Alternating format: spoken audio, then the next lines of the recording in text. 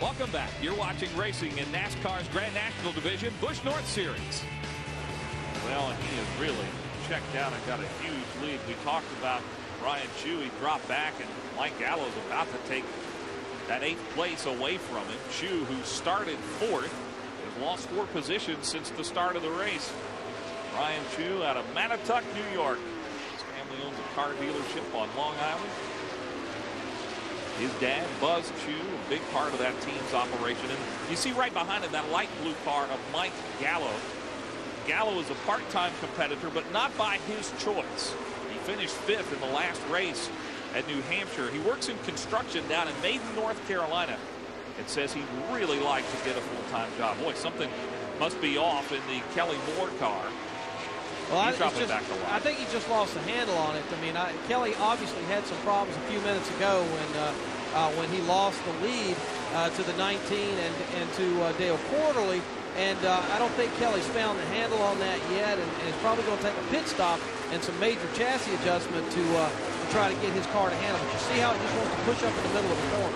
Man, let's talk a minute about these tires these guys are running. They are the old bias fly tires that the Cup Series used to race on, those kind of tires.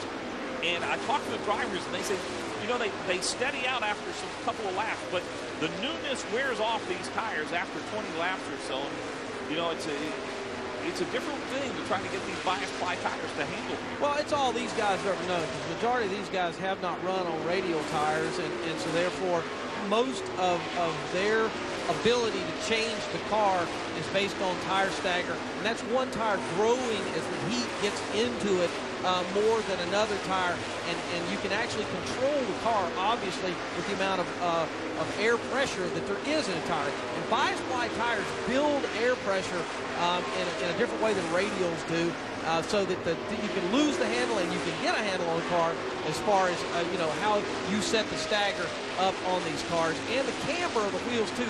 Very, very important here at a place like Dover with all this banking to work with. And Kelly may make, I mean, the 47 car, we were just talking about him, that may be the solution to his problems when he comes in, is to do some air pressure adjustments to try to get the car so that it will turn in the middle of the corner, which it's obviously not doing right now. I think Brian Chu's going to get him in a couple of minutes for that 7th position. Moore running 7th, Chu in the 99, who we talked about. Got a great starting spot, started 4th. Chu running 8th right now. Mike Gallo, I say watch out for him. And the guy lurking behind that group is Brad Layton. You can see him just at the top of your screen. You know, we talked about Layton, and I think he's running a little conservative now, just waiting for his opportunity. You may wonder about Andy Santerre. He's currently running in the 11th position.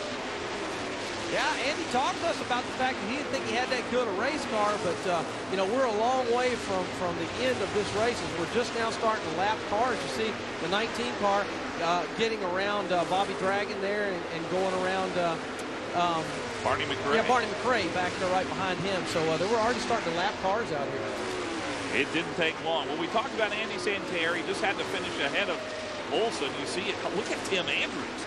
Boy, he's made it up from the back of the field. Andrews has made it up to the 11th position in that 9 car. Santerre is currently running 12th, and you wonder where Olson is. Olson right now in the 18th position. So if the race ended at this moment, Santerre would be the champion. But the guy on the move is that 9 car. Remember, he had to go all the way to the back on the pace laps, and he's come from the back 28th position and is now running 10th and is taking the position away from Chu. And now, boy, is he flying? You talk about a test motor. Yeah, but let me tell you, he just took a whale of a chance going to the outside. He almost went up in what we call Never Never Land, and that's outside of that black tar that you see on the gray racetrack. You know, that's where you don't want to be because there's no grip up there whatsoever. So he really is slicing and dicing through the field, but he's got to have some patience here and don't make any dumb moves on the outside where that racetrack doesn't have any grip. 52 behind Andy Santerre is Jerry Marquis, Mike Stefanik right in front of him. Boy, Andrews has been impressive. Remember, he's the son of Paul Andrews. He's been a crew chief at many top levels, and there is Stefanik currently in the 12th position. Stefanik started 12th, so he's running right where he started the race. Yeah, those two guys just kind of hold and serve right now. They're not gaining anything and not losing anything either. But you're right, the 9 car is a bullet right now, and he's really moving his way up through the field. And he's done it in a hurry, just 25 laps. Santerre said he wanted to win the race today, but also told me his car just has never been that good with those years. Ooh, that's a tight little group. I was going to say, a big pack, it needs to be careful. Paul Wolf now running out all alone. You know, in case you're new to this kind of racing, each one of these guys have another set of eyes up high in the grandstands that's watching what's going on. And it's talking to each driver. It's called a spotter. And the spotter is responsible for telling you, whether there's a car. Oh, got crashed in the front. Yeah. It's Wagner and Joey McCarthy in the 64. There's fire on McCarthy's car. Wow. Wagner with some serious front-end damage. The caution is out. It's our first of the day. Boy, those 2 cars really took a lick. But when we talk about the monster, there's what we're talking about. I mean, this place, there are no small accidents here. That's good to see both drivers moving around in the car. Both of them have dropped their window nets, too, and that's to tell NASCAR and the rescue workers that they're okay, that they're all right in the race car, while they're really fast to get there and check these guys out, get these fires out of these cars.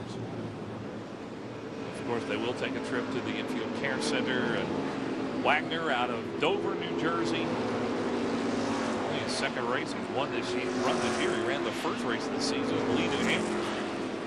And running here is a safety crews talking to McCarthy. His helmet's off. And we can see what happened on this accident. The tail end of it. Obviously, those 2 got together and then hit that inside wall. And it was very unforgiving. Well, that's a real serious part of this racetrack that's very difficult is when you're coming off turn number 4. Sometimes your car wants to come around on you right there, and you may have to pedal it a little bit. Sometimes when that happens, somebody gets into the back of you because you've slowed up and got out of the throttle. There's all kinds of things that can happen over there off of turn 4 and turn 2, 2 of the most treacherous places on this racetrack. It's good to see Joey walking away from this.